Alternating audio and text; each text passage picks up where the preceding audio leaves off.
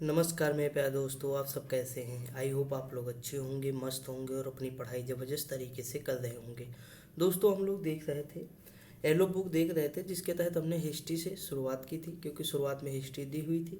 History के तहत हमने 2 वीडियो आपको कराए, उसमें हम मौर्य काल तक पहुंच चुके थे। ठीक दोस्तों, उसके आगे हम देखेंगे मौर्योत्तर काल। दोस्तों देखिए, इसे हमें जल्दी से कंप्लीट करना है, यानी 4 से 5 वीडियो के अंदर हम सोच रहे हैं ये कंप्लीट हो जाए। ठीक, तो कोशिश करेंगे कि जल्दी कंप्लीट हो जाए। थोड़ा साथ दीजिएगा। देखिए, गला मेरा ख़राब है, लेकिन फिर भी वीडियो बनानी है तो बनानी है। अभी एक वीडियो बना रहा हूँ, 2-4 दिन में जो है 2 वीडियो आपको मिलने लगेंगी। ठीक दोस्तों, तो थोड़ा सपोर्ट करिएगा। देखिए, अगर हम शुरुआत करें मौर्योत्तर काल यानी प्रमुख देशीय शासक, तो देखिए शुंग वंश पहला हमारा क्या था, शुंग वंश। मैं आप जानते भी होंगे कि इसके जो संस्थापक थे वो पुष्यमित्र शुंग थे। कई बार एग्जाम में आया है कि इसके संस्थापक कौन थे, पुष्यमित्र शुंग थे। और जो मौर्य वंश के अंतिम शासक थे बृहद्रथ, ठीक, उनके सेनापति थे। इनकी हत्या करके फिर ये शासक बन गए।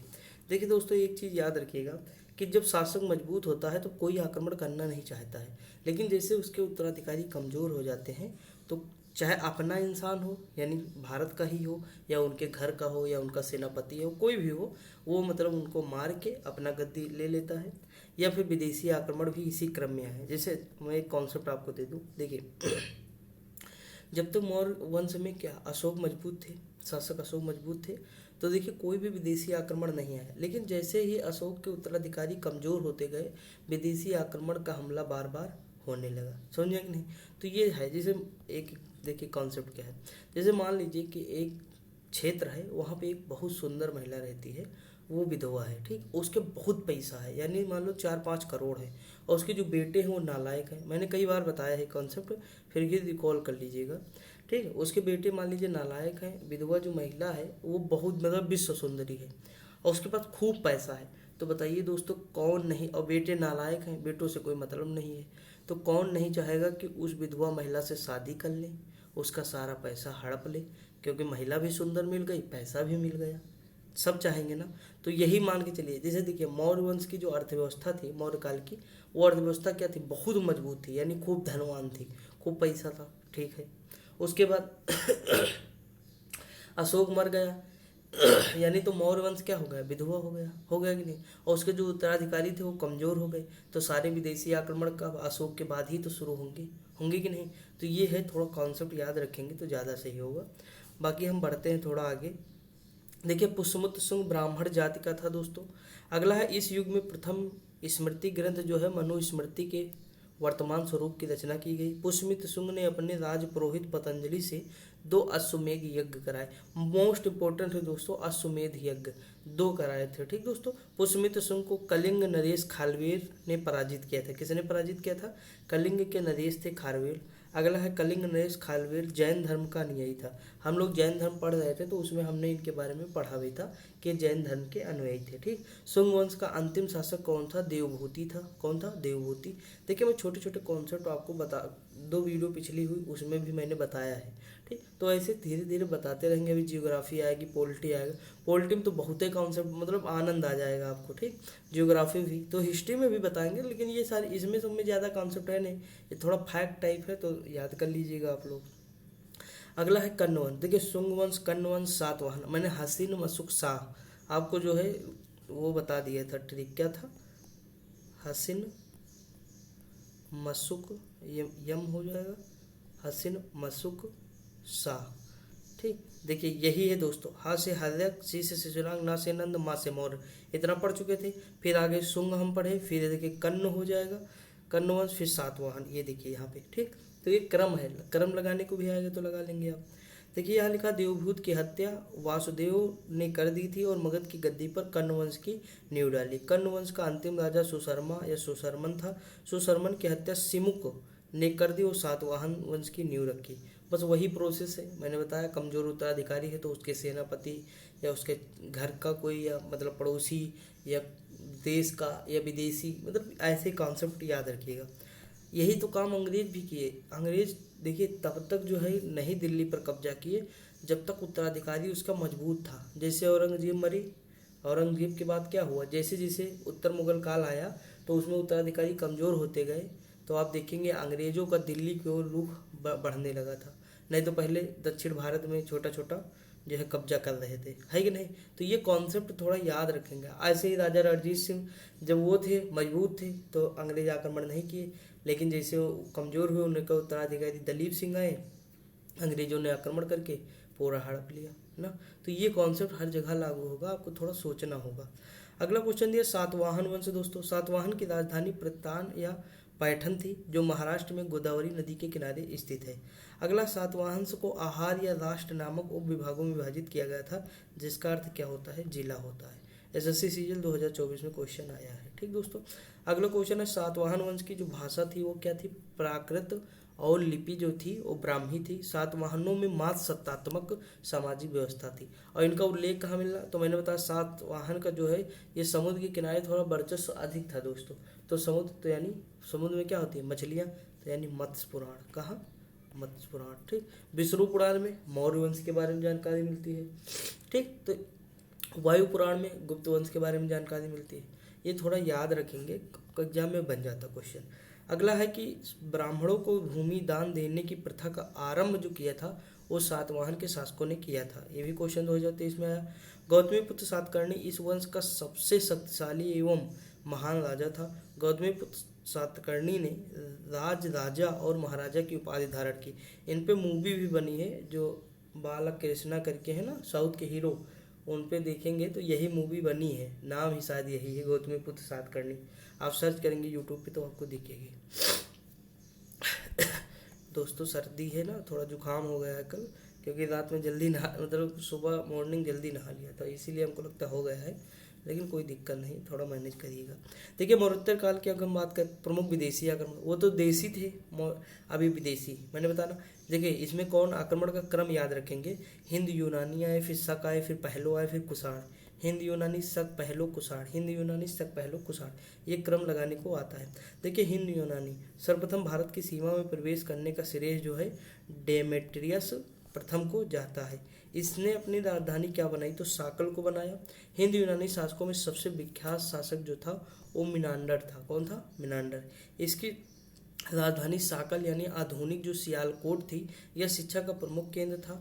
अगला है कि मिनांडर ने नागार्जुन से बौद्ध धर्म की शिक्षा ली थी। किससे, नागार्जुन ने बौद्ध धर्म से शिक्षा ली थी। ठीक, ये किसके थे, शून्यवाद के थे कि जो है विज्ञानवाद के, तो शून्यवाद के थे। ठीक दोस्तों, अगला क्वेश्चन दिया हो कि मिनांडर के प्रश्न तथा नागसेन द्वारा दिए गए उत्तर एक बौद्ध ग्रंथ में है, जिस ग्रंथ का नाम है मिलिंद पन्हु। देखिए दोस्तों, हाँ इसी में एक मतलब कॉन्सेप्ट ऐसे आया कि जैसे मिनांडर ने नागसेन से पूछा कि जैसे इंसान की इच्छा, जैसे ये मतलब याद नहीं था हमें, लेकिन मैं एक आपको कॉन्सेप्ट दे दूँ।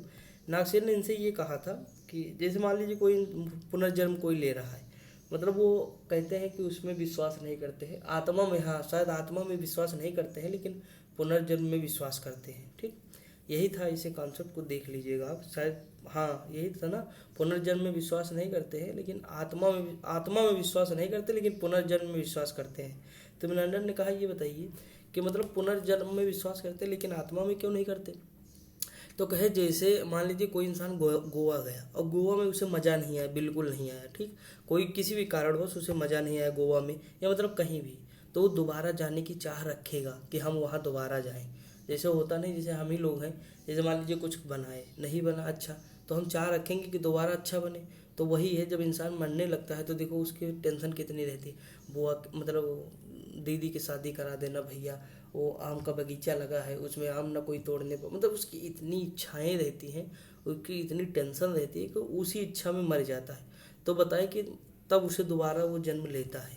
ठीक, मतलब अच्छे से नहीं मर पाता इंसान। ये मतलब ये कहानी बताए थे, तो थोड़ा याद रखेंगे ऐसे कॉन्सेप्ट। और ये कहीं ना कहीं मतलब सही भी लग रहा है कि हम जब कोई चीज़ आप देखेंगे कि जैसे मान लीजिए कहीं गए वो आनंद नहीं आया कहीं पे, तो हम दोबारा जाने की कोशिश करते हैं कि यार चलो दोबारा घूम के आते हैं, शायद वो दिन नहीं ठीक था या जो भी हो, ये चीज़ है ना, तो थोड़ा याद रखेंगे। ये कॉन्सेप्ट था, बहुत दिन पहले पढ़ा था तो थोड़ा कम मतलब रिकॉल है, कॉपी खोली नहीं है, नहीं तो अभी बता देता और अच्छे से। लेकिन चलो कोई दिक्कत नहीं, आपको समझ में आ रहा है कि नहीं। ये देखिए ये सब नहीं पूछेगा कॉन्सेप्ट, वो तो मैं अपने पास से बता दिया। यही पूछेगा कि कहाँ लिखा है, जैसे इन दोनों की जो बातें हुई, जो प्रश्न हुए, वार्तालाप हुई, वो मिलिंद पन्हों में मिलता है। ठीक, भारत में सबसे पहले सोने के सिक्के हिंद यूनानियों ने चलाए। हेलेनिस्टिक कला हिंद यूनानियों द्वारा चलाई गई प्राचीन कला थी। भारतीय रंगमंच में यौनिका यानी पर्दे का प्रचलन भी हिंद यूनानियों ने कराया था।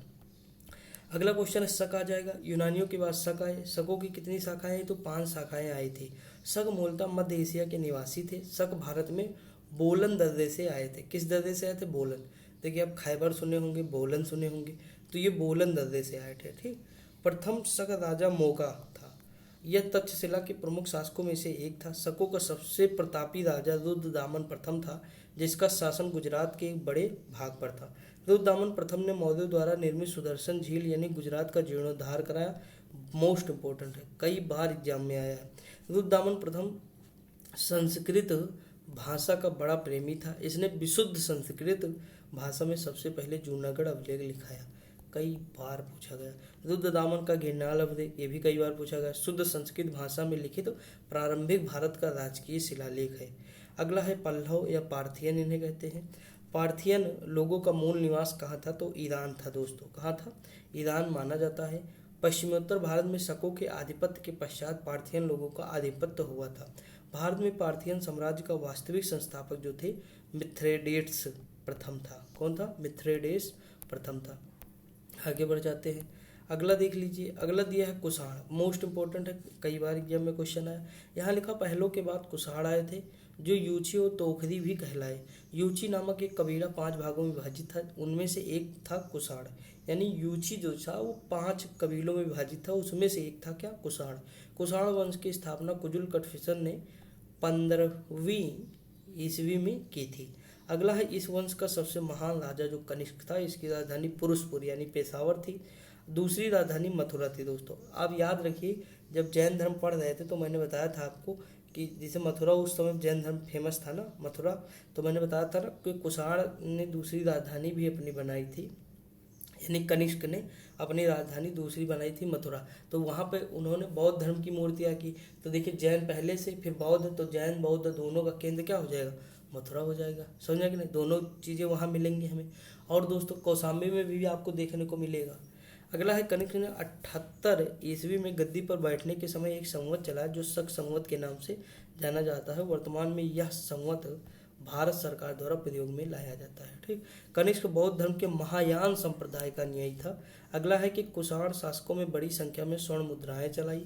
कनिष्क ने कश्मीर विजय के बाद वहां कनिष्कपुर नगर बसाया। इसने महाराजा देवपुत्र कनिष्क की उपाधि ली थी। ठीक, याद रखेंगे। कुषाण वंश के प्रसिद्ध शासक कनिष्क को द्वितीय अशोक के उपनाम से जानते हैं। यानी द्वितीय अशोक कौन है? तो कनिष्क को कहते हैं। कनिष्क के दरबार में चरक या राजवैद्य रहता था, जिसने चरक संहिता लिखी। दोस्तों इंपॉर्टेंट है। अगला है कि अश्वघोष कनिष्क का राजकवि था। क्या था? कनिष्क का राजकवि था। देखिए अश्व यानी घोड़े, घोड़े की बुद्धि बहुत मतलब तीव्र होती है, यानी याद रखेंगे बुद्ध चरितम। ठीक, कुछ रिलेट कर लीजिएगा अपने हिसाब से। अगला है कनिष्क के दरबार में नागार्जुन, वसुमित्र, पार्श जैसे विद्वान भी रहते थे। नागार्जुन ने माध्यमिक सूत्र नामक पुस्तक लिखी। कौन सी? माध्यमिक सूत्र नामक पुस्तक लिखी। नागार्जुन को भारत का आइंस्टीन भी कहा जाता है। कुषाण वंश का अंतिम शासक वासुदेव द्वितीय था। कौन था दोस्तों? वासुदेव द्वितीय था। गांधार शैली तथा मथुरा शैली का विकास कनिष्क के शासनकाल में सर्वाधिक हुआ था। किसके शासनकाल में? तो कनिष्क के। याद रखेंगे। अगला है रेशम बनाने की सबसे पहले तकनीकी का जो आविष्कार किए वो चाइना के लोगों ने किया। रेशम मार्ग पर नियंत्रण रखने वाले शासकों में सबसे प्रसिद्ध कुषाण थे दोस्तों। इससे कुषाणों को बहुत अधिक आय होती थी। अब देखते हैं गुप्त वंश। गुप्त वंश का उदय 3वीं शताब्दी के अंत में हुआ था। गुप्त वंश का संस्थापक जो था वो श्रीगुप्त था। इसका उत्तराधिकारी घटोत्कच हुआ। गुप्त वंश का प्रथम महान सम्राट चंद्रगुप्त प्रथम था। यह 319 ईस्वी में गद्दी पर बैठा। कब बैठा? 319 ईस्वी पे। इसे ही गुप्त वंश का वास्तविक संस्थापक कहते हैं। किसे? चंद्रगुप्त प्रथम को। ठीक दोस्तों। अगला क्वेश्चन दिया, चंद्रगुप्त प्रथम ने लिच्छवी राजकुमारी कुमार देवी से विवाह किया। चंद्रगुप्त प्रथम ने महाराजा धीराज की उपाधि धारण की और चंद्रगुप्त प्रथम ने जो है गुप्त संवत चलाया 319 से 319-20 में। ठीक, ईस्वी में। अगला है चंद्रगुप्त प्रथम का उत्तराधिकारी होता है समुद्रगुप्त, जिसे भारत का नेपोलियन कहा जाता है। समुद्रगुप्त को भारत का नेपोलियन विंसेंट स्मिथ ने कहा था। अगला है समुद्रगुप्त की उपाधियां कौन कौन सी हैं? तो अप्रतिरथ है, पराक्रमांक है, व्याघ्र पराक्रमांक है, परम भागवत है, कविराज है। सब इम्पोर्टेंट है, एग्जाम में पूछी गई हैं। समुद्रगुप्त का दरबारी कवि हर्षेर था, जिसने प्रयाग प्रशस्ति लेख की रचना की दोस्तों। आगे बढ़ जाए, सारी चीज़ें समझ में आ रही होंगी दोस्तों, इसमें इतना कुछ है नहीं कि बहुत ज़्यादा, क्योंकि फैक्ट ज़्यादा है, कॉन्सेप्ट फिर भी बता देता हूँ, छोटे मोटे आते हैं। तो देखिए, समुद्रगुप्त विष्णु का उपासक था, ठीक है दोस्तों। ये संगीत प्रेमी था, क्योंकि इसके सिक्कों पर बीड़ा बजाते हुए दिखाया गया। देखिए दोस्तों, मैंने आपको बताया था साक्ष्य, अब हमें साक्ष्य क्या मिला कि सिक्कों पर बीड़ा बजाते हुए ये हमें दिखाई दिया। तो हमने अंदाजा लगाया कि अगर ये बीड़ा बजा रहा है तो सीधी सी बात है संगीत का प्रेमी होगा। समझा कि नहीं? तो ये साक्ष्य के अकॉर्डिंग ही तो हम पता लगा पाए। अगला है कि समुद्रगुप्त का उत्तराधिकारी चंद्रगुप्त द्वितीय हुआ, जो 380 ईस्वी में गद्दी पर बैठा। चंद्रगुप्त द्वितीय ने विक्रमादित्य की उपाधि धारण की, इसीलिए इसे चंद्रगुप्त विक्रमादित्य भी कहते हैं। अगला क्वेश्चन दिया है कि जो है चंद्रगुप्त द्वितीय के समय में चीनी बौद्ध यात्री फाहियान आया था। कौन आया था? फाहियान। सॉरी दोस्तों, देखिए यहाँ अगर हम बात करें, इसे याद करा दें आपको। देखिए यहाँ लिखा चंद्रगुप्त विक्रमादित्य, चंद्रगुप्त द्वितीय, या इनको कहते हैं चंद्रगुप्त विक्रमादित्य। फाहियान यानी यहाँ लिखा है लास्ट में यान, और देखिए दित्य यानी दैत्य, और दैत्य उतरा किससे? यान से। यान यानी फाहियान, ठीक। दैत्य यानी चंद्रगुप्त विक्रमादित्य, दैत्य यानी विक्रमादित्य, और यान यानी फाहियान। अब देखिए ऐसे ही हर्षवर्धन के समय में कौन आया? ह्वेनसांग। कौन है? ह्वेनसांग। ह्वेनसांग यानी वैन में सॉन्ग, वैन में सॉन्ग, और वैन में हम जब सॉन्ग सुन रहे होंगे दोस्तों, तो हमें हर्ष की प्राप्ति होगी, यानी हर्षवर्धन, ठीक। तो थोड़ा रिलेट करना है, जैसे मैंने डायमेकस, डायनोसियस, डायनोसियस अशोक के समय आया, क्योंकि अगर डायनोसियस जो है, देखिए डायनोसियस, देखिए मैं याद करा दूँ, थोड़ा कोई दिक्कत नहीं। डायनोसियस, ठीक, डायनोसियस। देखिए यहाँ लिखा डाइन, अगर आपके यहाँ डाइन आ जाए आपके गांव में तो शोक हो जाएगा, सबके शोक हो जाएगा, मान लीजिए। तो शोक यानी आगे लगा दिया, अशोक हो जाएगा, ठीक। डाईमेकस यानी बिंदुसार, डाई मेकस, तो डाई यानी हम डाई कर रहे हैं, मान लीजिए, तो डाई हम कैसे करें? बिंदु बिंदु बिंदु बिंदु, यानी बिंदुसार हो जाएगा, ठीक। तो थोड़ा इस तरह याद कर लीजिएगा। देखिए मैंने तो लगभग 20 से 25 याद कर लिए, और उससे बाहर एग्जाम में जाता नहीं तो हो जाता है, तो उस हिसाब से आपको भी याद करना है। मैंने 4-5 तरीका बता दिया है, और जैसे जैसे आगे आएगा तो फिर बताता चलूँगा। देखिए अगला है कि शकों पर विजय के उपलक्ष्य में चंद्रगुप्त द्वितीय ने चांदी के सिक्के चलाए। चंद्रगुप्त द्वितीय के दरबार में कालिदास, धन्वंतरी, छपड़क, अमर सिंह, शक, बेताल भट्ट, घटकपद, और जो है घटकरपर, बराहमिहिर एवं वरुचि जैसे विद्वान रहते थे। सबका नाम याद रखना है, सभी का नोट कर लीजिए, पूछा जाता है एग्जाम में, ठीक। अगला है चंद्रगुप्त द्वितीय का उत्तराधिकारी कुमारगुप्त प्रथम था। इसका काल जो यही दोस्तों नालंदा विश्वविद्यालय की स्थापना भी कराए थे, ठीक। प्रथम इनकी जो मुद्रा थी ये मयूर आकृत की थी। हमारे जो मतलब जो जब हम एमए कर रहे थे यानी पीजी कर रहे थे हिस्ट्री से, तो इन्हीं पे क्वेश्चन आया था, तो यही सब छापे थे हम भी दोस्तों। नालंदा विश्वविद्यालय की स्थापना कुमारगुप्त ने की थी। कुमारगुप्त प्रथम का उत्तराधिकारी स्कंदगुप्त था, जिसका कार्यकाल जो था वो 555 से लेकर 667 ईस्वी तक था। होड़ों का प्रथम आक्रमण स्कंदगुप्त के काल में हुआ। जूनागढ़ अवलेख में होड़ों को मलेच्छ कहा गया है। होड़ों का प्रतापी शासक तोरमाड़ था। कौन था? तोरमाड़। अगला दिया है कि गुप्त वंश का अंतिम शासक कौन था? तो विष्णुगुप्त तृतीय था। गुप्त काल में पुलिस विभाग के बड़े अधिकारी को दंडपाशिक कहते। दोस्तों देखिए, मौर्य काल में भी उत्तराधिकारी आपको बहुत सारे अधिकारी मिलेंगे, उनकी एक अलग ट्रिक है, उनके अलग मतलब है, मैं कभी पढ़ा दूंगा, बहुत अच्छा है, सारे याद हो जाएंगे आपको, इम्पोर्टेंट भी है, याद भी होना इम्पोर्टेंट है। अगला, गुप्त राजाओं ने सर्वाधिक स्वर्ण मुद्राएं जारी की, जिसे दिनार कहते, याद रखेंगे। पहली बार सती होने का प्रमाण जो मिलता 510 ईस्वी में भानुगुप्त के एदड़ अभिलेख से मिलता है। अगला है गरुड़, गुप्त वंश का राजकीय चिन्ह है। अजंता की गुफाओं का निर्माण गुप्त काल में हुआ दोस्तों। बाघ की गुफाओं का निर्माण भी गुप्त काल में हुआ। मंदिर बनाने की कला का जन्म भी गुप्त काल में हुआ। इतना इम्पोर्टेंट है, बता नहीं सकता हूँ। गुप्त राजाओं की शासकीय भाषा संस्कृत थी दोस्तों। गुप्त काल में दास प्रथा भी प्रचलित थी। अगला दिया है कि संस्कृत भाषा के प्रसिद्ध कवि कालिदास के द्वारा रचित अभिज्ञान शाकुंतलम प्रथम भारतीय रचना है, जिसका अनुवाद यूरोपीय भाषा में हुआ। कितना इंपॉर्टेंट क्वेश्चन है। अब देखिए दोस्तों, ये सब फैक्ट याद होने ही चाहिए। अब जो नहीं पढ़ेगा उसका नुकसान होगा। देखिए कोई भी बुक देखिए, ये न्यू एडिशन है ना, तो इसमें इतनी सारी चीज़ें समाहित की गई है न्यू न्यू कि सारी आपको याद करना है क्रम। मेरा काम क्या है, जो चीज़ अच्छी हो वही तो पढ़ाएंगे दोस्तों। जहाँ क्वेश्चन नहीं आए या जो चीज़ अच्छी ना हो, मैं क्यों पढ़ाऊँ बताइए आप लोग। मैं नहीं पढ़ा सकता ना यार, टाइम भी क्योंकि दे रहा हूँ और चीज़ें वहाँ से दिखे भी ना। अब देखिए, इससे बाहर क्वेश्चन वनडे में तो बन सकते हैं, आराम से बनेंगे दोस्तों, देखेंगे आप खुद ही, जब पेपर देंगे तो खुद ही समझ में आएगा ना। अगला है कि सांस्कृतिक उपलब्धियों के कारण गुप्त काल को भारतीय इतिहास का स्वर्ण युग कहा जाता है। गुप्तोत्तर काल की अगर हम बात करें, पुष्यभूत वंश या वर्धन वंश, तो इसके संस्थापक पुष्यभूति था। इसकी राजधानी थानेश्वर थी। इस वंश का प्रथम प्रतापी राजा जो प्रभाकर वर्धन हुआ, इसने परम भट्टारक की उपाधि धारण की दोस्तों। किसकी? परम भट्टारक की उपाधि धारण की।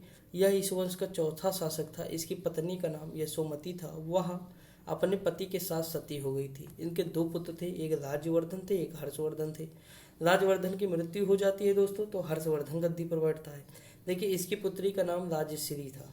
इसकी पुत्री का नाम राजश्री, यानी इन दोनों की बहन जो थी राजश्री थी। राजश्री का विवाह कन्नौज के राजा ग्रहवर्मन के साथ हुआ। मालवा के साथ साथ देवगुप्त ने ग्रहवर्मन की हत्या कर दी और राजश्री को बंदी बनाकर कारागार में डाल दिया। राजवर्धन ने देवगुप्त को मार डाला, मतलब ये इनको मार डाले, परंतु देवगुप्त के मित्र जो थे गौड़ राजा शशांक ने राजवर्धन को मार दिया, यानी राजवर्धन को मार दिया इनको। तो अब बचे कौन? हर्षवर्धन। अब हर्षवर्धन क्या, देखिए दोस्तों, और शशांक जो थे वो शैव धर्म के अनुयायी थे, तो ये बौद्ध वृक्ष को कटवा दिया था। जहाँ पे मतलब ज्ञान प्राप्त हुआ बुद्ध जी को, वो कटवा दिया था। राजवर्धन के मृत्यु के पश्चात 606 ईस्वी में हर्षवर्धन थानेश्वर की गद्दी पर बैठा। इसको शिलादित्य के नाम से भी जाना जाता। कहानी समझ ही गए, राज्यवर्धन और उसके बाद फिर देवगुप्त, फिर उनके दोस्त शशांक, ठीक। तो ये सब कहानी आपको, ग्रहवर्मा कन्नौज के शासक, राजश्री, तो ये थोड़ा सा कहानी आपको लिंक करना है सारी चीज़ें, तब माइंड में लंबे समय तक रहेगा, ठीक। अगला, हर्षवर्धन ने कुल 41 वर्षों तक शासन किया। हर्षवर्धन ने शशांक को पराजित करके कन्नौज पर अधिकार कर अपनी राजधानी बनाया। अगला, हर्षवर्धन और पुलकेशिन द्वितीय के बीच नर्मदा नदी के तट पर युद्ध हुआ, जिसमें हर्षवर्धन की पराजय हुई दोस्तों। किसकी पराजय हुई थी? हर्षवर्धन की। पुलकेशिन द्वितीय ने उत्तर भारत के शासक हर्षवर्धन को पराजित करके दक्षिण पथेश्वर यानी दक्षिण का स्वामी की उपाधि ली थी। ये देखिए क्वेश्चन आया, कैसे क्वेश्चन आया, अभी सब लेटेस्ट है, 23-24 ही इसमें डाला गया है, और जबकि आए क्वेश्चन ही इसमें मैक्सिमम क्वेश्चन आ चुके हैं। चीनी यात्री ह्वेनसांग, मैंने अभी जस्ट बताया, हर्षवर्धन के दरबार में आया था। वह नालंदा विश्वविद्यालय में पढ़ाई करने के लिए आया था। ह्वेनसांग ने शूद्रों को कृषक कहा था।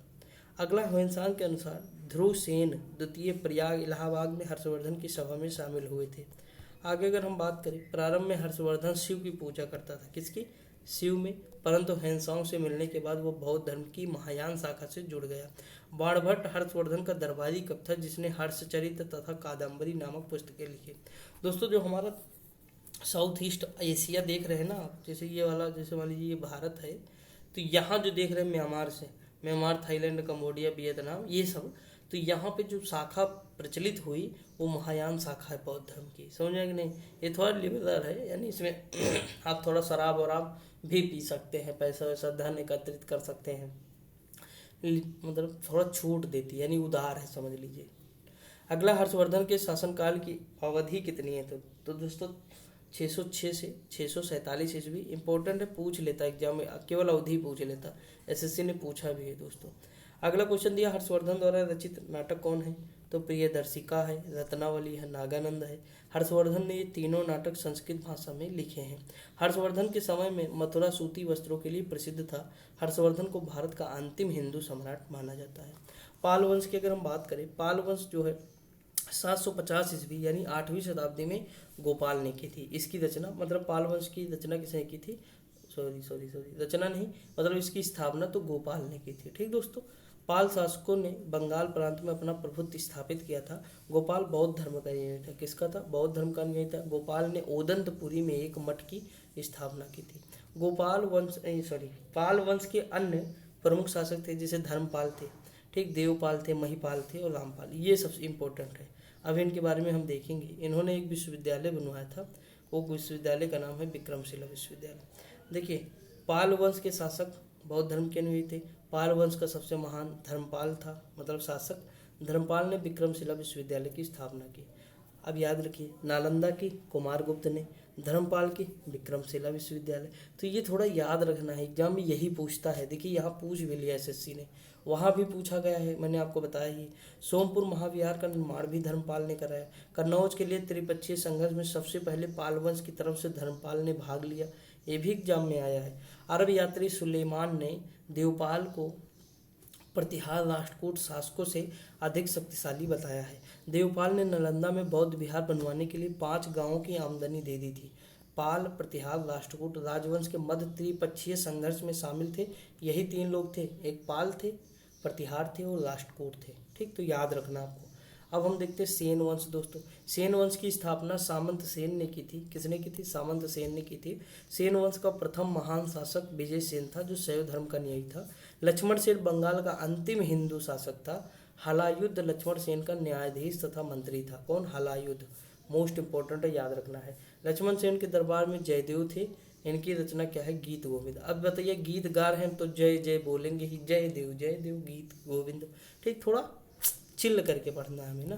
गुर्जर प्रतिहार वंश के देखते हैं। मिहिर भोज की ग्वालियर प्रशस्ति में प्रतिहारों ने स्वयं को मर्यादा पुरुषोत्तम राम के अनुज लक्ष्मण का वंशज बताया है। इस वंश की स्थापना हरिश्चंद्र नामक राजा ने की थी, किंतु इस वंश के प्रथम वास्तविक महत्वपूर्ण शासक नागभट्ट प्रथम बताया गया है। मिहिर भोज प्रथम इस वंश का प्रतापी शासक था। डेट याद करना हो करिए, नहीं कोई इंपॉर्टेंट नहीं है।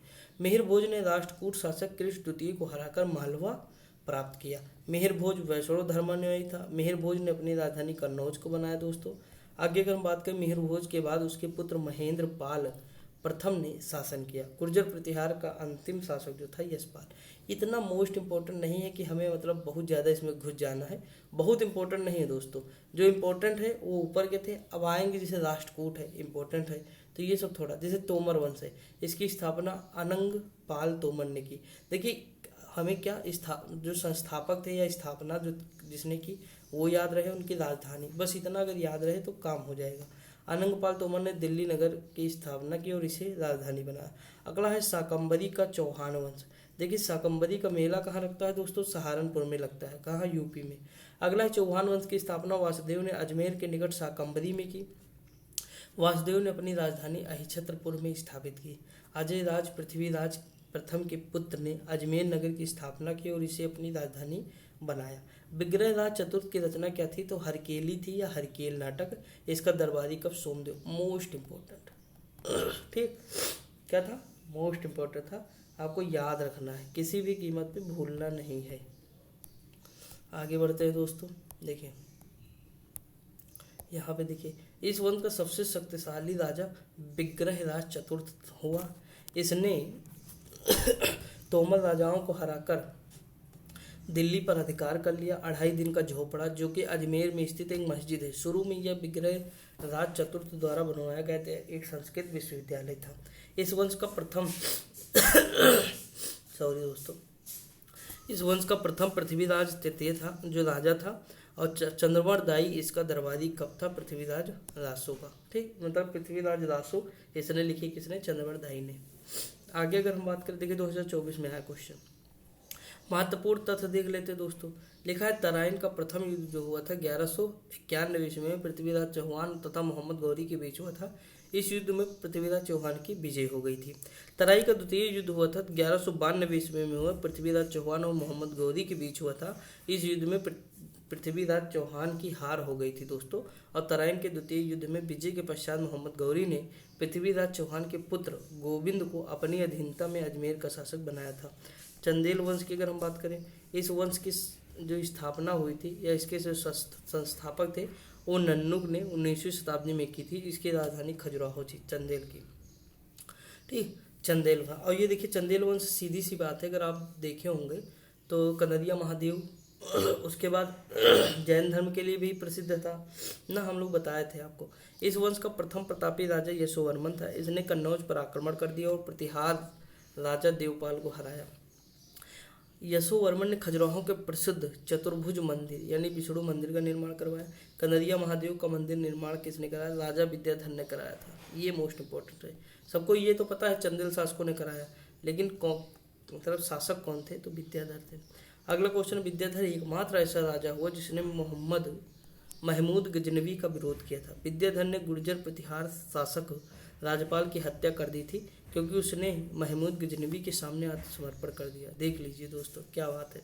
इस वंश का अंतिम शासक परम रिद्धि देव या परमल था दोस्तों।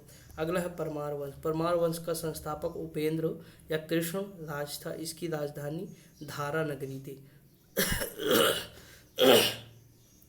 सॉरी दोस्तों, देखिए तबीयत नहीं सही है लेकिन कोई दिक्कत नहीं है, चीज़ें तो समझ में आ रही ना आपके। पूर्व में परमाणु की राजधानी क्या थी? उज्जैन थी। इस वंश का महान शासक राजा भोज था। भोज को कविराज के उपनाम से रोजाना जाना जाता था। इसने भोजसर तालाब और भोजपुर नगर की स्थापना की। राजा भोज ने अपनी राजधानी सरस्वती मंदिर का निर्माण करवाया था, यानी राजधानी में सरस्वती मंदिर का निर्माण कराया। अब हम तुर्कों के आक्रमण से पूर्व प्रमुख भारतीय राजवंश देख लेते हैं। देखिए क्वेश्चन मैंने बताया ना राष्ट्रकूट से आते हैं, देख लीजिए आपके सामने है, 2 बार मतलब 23 और 24 में आया। कोई प्रारंभ में राष्ट्रकूट कर्नाटक के चालुक्य के अधीनस्थ थे। इसका संस्थापक दुंती दुर्ग था। 752 ईस्वी। इसकी राजधानी जो है मान्यखेत थी। इसका उत्तराधिकारी कृष्ण प्रथम था। राष्ट्रकूट वंश में कृष्ण प्रथम, कृष्ण द्वितीय, ध्रुव प्रथम, इंद्र तृतीय, गोविंद तृतीय, कृष्ण तृतीय आदि थे। आपको ये सब याद रहे चाहे न रहे, लेकिन ये याद रखना दंती दुर्ग। ठीक। एलोरा का भव्य कैलाश मंदिर राष्ट्रकूट राजा कृष्ण प्रथम के शासन काल के दौरान बनाया गया था। ये कुछ इंपॉर्टेंट फैक्ट है, इनको याद रखना आपको। अगला है कि ध्रुव प्रथम राष्ट्रकूट वंश का पहला शासक था जिसने कन्नौज पर अधिकार करने हेतु त्रिपक्षीय संघर्ष में भाग लिया और विजय प्राप्त की। ध्रुव को धारा वर्ष भी कहा जाता था। अगला है ध्रुव का उत्तराधिकारी गोविंद तृतीय था। इसके बाद अमोघ वर्ष राजगद्दी पर बैठा। उसके बाद अगर हम बात करें राष्ट्रकूट वंश का राजा अमोघ वर्ष जैन धर्म को मानता था। आदि पुराण का लेखक जिनसेन अमोघ वर्ष के दरबार में रहता था। महान गणतज्ञ महावीराचार्य भी इसके दरबार में रहते थे। अगर हम आगे बात करें तो राष्ट्रकूट वंश का अंतिम महान शासक कृष्ण तृतीय था। इसी के दरबार में कन्नड़ का कवि पोन्न रहता था जिसने शांति पुराण नामक पुस्तक लिखी। इंद्र तृतीय के शासनकाल में अरब निवासी अल मसूदी भारत आया था। राष्ट्रकूट ने अपनी राज्य में मुसलमान व्यापारियों को बसने तथा इस्लाम के प्रचार की स्वीकृति दी थी। याद रखेंगे किसने दिया था? राष्ट्रकूटों ने। इस वंश का अंतिम राजा कर्क द्वितीय था जिसको चालुक्य वंश के शासक तैलक द्वितीय ने हराया था। ये इंपॉर्टेंट है, याद रखेंगे। अगला पल्लव वंश। पल्लव वंश का वास्तविक संस्थापक कौन था? सिंह विष्णु को माना जाता है। इसकी राजधानी कांचीपुरम थी। सिंह विष्णु के दरबार में लेखक भारवी रहता था जिसने किरातार्जुनियम नामक पुस्तक लिखी। मोस्ट इंपॉर्टेंट है, भारवी ने लिखी। ठीक, ये सब नोट कर लीजिएगा फैक्ट, मैंने आपको बताया है कल। सॉरी दोस्तों, कट कैसे गया यार, एक सेकंड। देखिए ये मैंने आपको कल बताया था कि जो फैक्ट होंगे इंपॉर्टेंट वो नोट कर लीजिएगा। ठीक। महेंद्र वर्मन प्रथम, नरसिंह वर्मन प्रथम, महेंद्र वर्मन द्वितीय और परमेश्वर वर्मन प्रथम, नरसिंह वर्मन द्वितीय आदि इस वंश के प्रमुख शासक थे। ठीक दोस्तों, देखिए यहाँ पे आप देखेंगे हॉट स्टार नीचे जो है इसका ये सब्सक्रिप्शन यहाँ पे, मतलब सब्सक्रिप्शन नहीं, ये ऐसे चलता है इसमें। तो ये जो खाना खाते समय ना रात में तो ये चलता है दोस्तों। मेरा पार्टनर लगाता क्योंकि उसे ज़्यादा देखना रहता, मुझे तो थोड़ा कम ही पसंद है ना। मतलब देखता हूँ, ऐसा नहीं कि नहीं देखता हूँ, लेकिन मैं सोचता हूँ टाइम फर्जी वेस्ट नहीं करते हैं। स्कोर जान लो लास्ट में या फिर वो देख लो हाईलाइट, बस हो गया मैच। अगला है पल्लव वंश का अंतिम शासक अपराजित वर्मन था। महाबलीपुरम के रथ मंदिर का निर्माण पल्लव शासक नरसिंह वर्मन प्रथम ने कराया था। अगला नरसिंह वर्मन प्रथम सॉरी दोस्तों, गला कुछ ज़्यादा ही खराब हो गया। देखिए अगर हम बात करें यहाँ पे नरसिंह वर्मन प्रथम ने वातापी कोंड की उपाधि धारण की। यह इस वंश का सबसे शक्तिशाली शासक था। अगला अरबों के आक्रमण के समय पल्लवों का शासक जो था नरसिंह वर्मन द्वितीय था। नरसिंह वर्मन द्वितीय ने आगम प्रिय की उपाधि धारण की। किसकी? आगम प्रिय। अगला नरसिंह वर्मन द्वितीय ने कांची के कैलाशनाथ मंदिर का निर्माण कराया। इस मंदिर का निर्माण द्रविड़ शैली में, मोस्ट इंपॉर्टेंट है। अगला नरसिंह वर्मन द्वितीय का दरबारी कवि जो था दंडी या दंडेन, जिसने 10 कुमार चरित्र, देखिए 10 कुमार यानी हमने दंड में कितना दिया? 10 दिया। 10 कुमार चरितम नामक पुस्तक लिखी। कुछ ऐसे रिलेट करके याद कर सकते हैं आप। ठीक दोस्तों, अब हम चोल वंश देख ले। चोल पल्लवों के सामंत थे। किसके थे? पल्लवों के। इस वंश का संस्थापक विजयालय था। विजयालय ने नरकेसरी की उपाधि धारण की थी। इसकी राजधानी तंजौर थी। चोल वंश का प्रतीक बाघ था। आदित्य प्रथम के पल्लवों को हराने के बाद कोदंड राम की उपाधि धारण की थी। राजराज प्रथम ने श्रीलंका पर आक्रमण किया था। अगर हम आगे बात करें, राजराज प्रथम शैव धर्म का अनुयायी था दोस्तों। ठीक हमारा आज ये कंप्लीट हो जाएगा, फिर हम मुगल काल में एंट्री कर जाएंगे। अभी अगला है तंजौर में राजराजेश्वर मंदिर या ब्रजेश्वर मंदिर। राजा राज प्रथम ने बनवाया था। मोस्ट इम्पोर्टेंट है, यह मंदिर भगवान शिव को समर्पित है। सबसे महान चोल शासकों में से एक राजा राज प्रथम ने 1985 ईस्वी में 1014 ईस्वी में शासन किया था। मतलब 1950, यार कहाँ दिमाग है, देखो 985 ईस्वी से 1024 ईस्वी तक शासन किया था। चोल साम्राज्य का सर्वाधिक विस्तार राजेंद्र प्रथम ने किया था दोस्तों। और श्रीलंका में बौद्ध विहारों को राजेंद्र प्रथम ने नुकसान पहुंचाया था। इसने पाल वंश के शासक महिपाल को हराकर गंगई कोंड चोल की उपाधि धारण की थी। अगर हम आगे बात करें तो राजेंद्र प्रथम ने अपनी नई राजधानी जो बनाई थी, वो क्या बनाई थी? नई राजधानी गंगई कोंड चोलपुरम में बनाई थी। अगला चोल वंश का अंतिम शासक जो था वो राजेंद्र तृतीय था। स्थानीय स्वशासन चोल वंश की मुख्य विशेषता थी। क्या थी? स्थानीय स्वशासन। जैसे हमारे यहाँ ना है स्थानीय स्वशासन, तो पंचायती राज जैसी व्यवस्था है, तो वो व्यवस्था कहाँ थी? तो चोल वंश में पहले ही थी दोस्तों। देखिए आप एक चीज़ देखे होंगे, एक होता है, थोड़ा बता ही देता हूँ, अब आ गया दिमाग में, बता दूं बाद में, फिर पॉलिटी में बता दूंगा ना, थोड़ा कुछ है नहीं दोस्तों। देखिए सेपरेशन ऑफ पावर, आप सुने होंगे सेपरेशन ऑफ पावर यानी शक्तियों का पृथक्करण। दो वर्ड सुने होंगे, एक सेपरेशन ऑफ पावर यानी शक्तियों का पृथक्करण, एक डिवीजन ऑफ पावर यानी शक्तियों का विभाजन। दो वर्ड है, मैंने क्या कहा? सेपरेशन ऑफ पावर यानी शक्तियों का पृथक्करण, और एक मैंने कहा डिवीजन ऑफ पावर यानी शक्तियों का विभाजन। एक में है पृथक्करण, एक में है विभाजन। देखिए सेपरेशन क्या है? पृथक्करण यानी जो कार्यपालिका हमारी, यानी कार्यपालिका, विधायिका, और दोस्तों यहाँ पे क्या है? न्यायपालिका। ठीक, क्या है? न्यायपालिका। तो देखिए इनमें जो है, ये जो है सेपरेशन है कि नहीं, सेपरेट है कि नहीं, यानी अलग अलग है।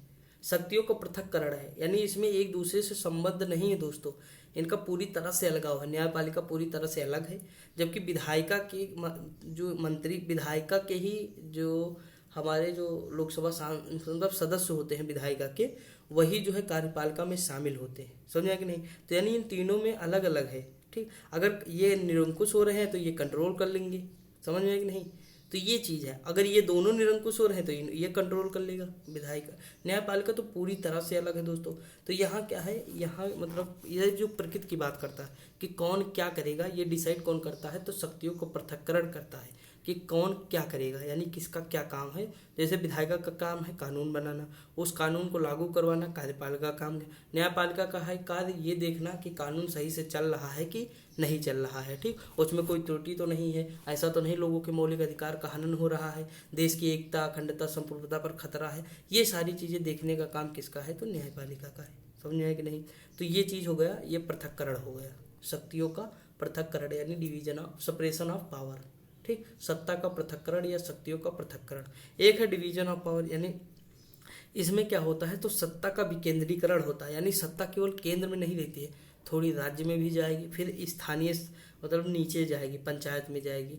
यानी सबसे ऊपर राज्य है, मतलब केंद्र है, उसके बाद डिवीजन हो रहा है ना, शक्तियों का विभाजन हो रहा है, यानी केंद्र है, उसके बाद फिर कार्य। मतलब इसमें एक चीज़ याद रखिएगा कि शक्ति का विकेंद्रीकरण हो रहा है, बस इतना याद रखिए। यानी ऊपर से शक्ति केवल एक जगह नहीं है, यानी दिल्ली में पूरी शक्ति नहीं है, वो अलग अलग राज्यों में भी जा रही है थोड़ी थोड़ी। समझ में कि नहीं? तो ये उसके बाद राज्य से कहाँ जाएगी? स्थानीय, यानी जो स्थानीय स्वशासन आप पढ़े हैं वहाँ पे जाएगी। समझ में कि नहीं? तो थोड़ा बहुत तो समझ में आया होगा ना। तो ये चीज़ है, यहाँ शक्ति का विकेंद्रीकरण होता है, जबकि यहाँ पे क्या होता है?